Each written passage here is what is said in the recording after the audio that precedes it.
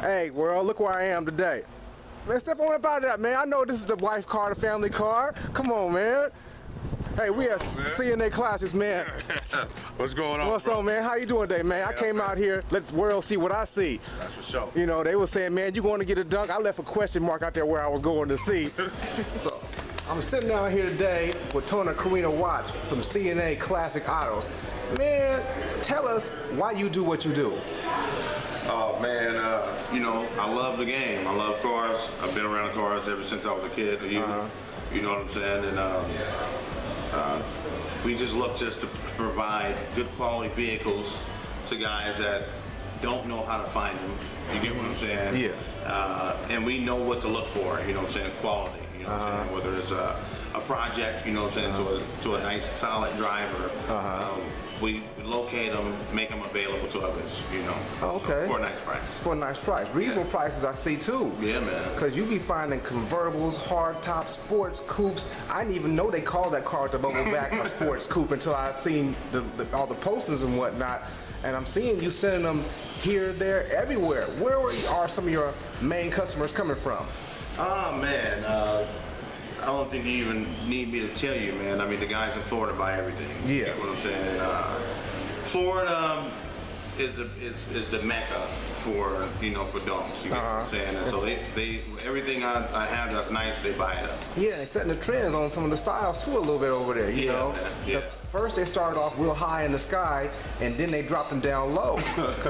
I even made I went on a trip out there and I stopped over at I-95 Customs to talk to them, and he was telling me it's only certain areas were doing the up high stuff. He liked to keep it low. Sure. And when you go down low, it's a little bit more of a venture to go low because you got to tub it if you want that nice lip in the back wheel and stuff. Right. And it's a lot of things that make the car turn correctly. You got to stagger your wheels correctly and whatnot. Sure. But yeah, see, they be setting some things up. Now they on this gold thing, this 4G Auto thing, which I didn't know what 4G Auto was, so I saw them rims out there. Right. And I was like, wow. There's a lot of trends out there. Man. Yeah. You know what I'm saying? There's a lot of competition. You know, my wife and I, we had the pleasure to go down to Dome Day this year, and it was phenomenal. I mean, looking at cars that have 150 grand in them. Easy. Yeah, easy. You know, I mean, everything on the car has been touched. You get what I'm saying? So for the most part, the guys like good solid basis to work with. Yeah, You foundation. get what I'm saying? A nice foundation. You know what I'm saying? And they doing LS motors, single turbos, dual turbos, superchargers. They doing it all. Yeah. So we just like to be able to provide quality cars. Solid cars for them to be able to, you know, to be able to work on them or be able to do that. We even provide nice, just clean grandma drivers. Yeah. You know, something that you can just put feet on it, you know, music, and drive it. You know, Sunday cruisers. So. In your personal opinion, I know you touched a lot of cars and whatnot. What's your favorite? I see you had that blue one for the while. Do you still have that car? No, the 73 Caprice? Yeah. No, we sold it. We sold it? Yeah, we sold it. Was that a hard one to part with? Yeah, man, that was. Okay. So, I mean, for the most part, I mean, I love them all. I mean, I have year preferences. I was born in 75, so 75 is. You like a 75? Yeah, man. 75 is elegant. Okay. You know, but for the most part, it's 71, 73, 75. Those are my favorites. We own a 71 convertible now, big block AC car that we snagged from the original family. So it's a nice solid car that we plan to do a restoration on. For the most part, I love them all because all Chevys are Chevys, you know, and it's nothing like being able to start the car up and take it for a cruise. You know what I'm saying? So. Do you come across any of the wagons often? They're a little bit far and in between. Yeah, Kingswoods and whatnot. Yeah. I've touched a few of them. We had a '72 Kingswood wagon that was super nice. It was a two-row car, but it was clean. Cruise control, power windows, power locks, tilt. It ran like a champ, and it was very nice. We actually ended up selling it to a guy in Wisconsin.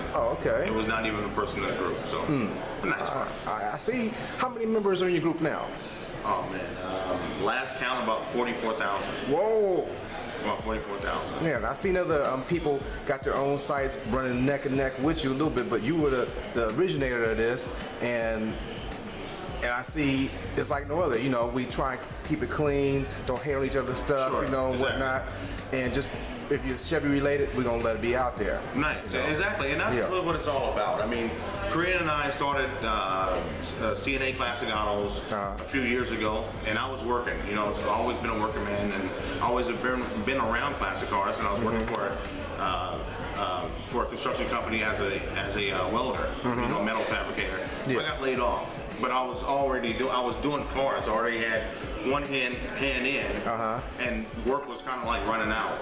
So when that happened, when I got laid off, it was like God just blessing me, just saying, hey, here's these opportunities for you.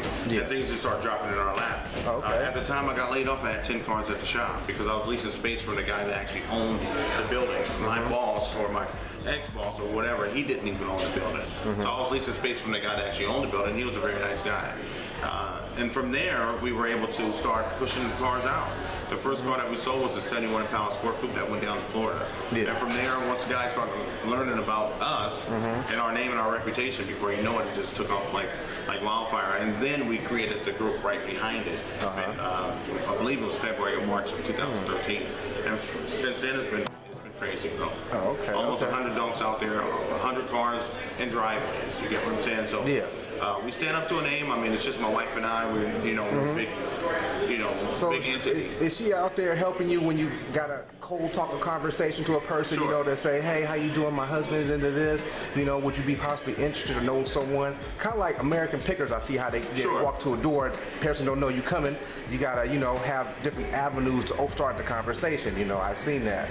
You know. Well, she has, and of course she's prettier than I am, right? So she's good looking. So of course, you know, she's able to, you know, open the door. But for the most part, she's involved in every aspect of the business. You get what I'm saying? Whether it's cold calling, answering calls, filing, getting transportation set up for a vehicle. You name it, you know, some posting the ads. She's part of it. She's part of everything, so which makes it cool. I mean, she's a stay-at-home mom, but nonetheless, if I say, hey, babe, can you handle this for a couple hours? Even right now, she's home taking care of what needs to be taken care of. So. Okay.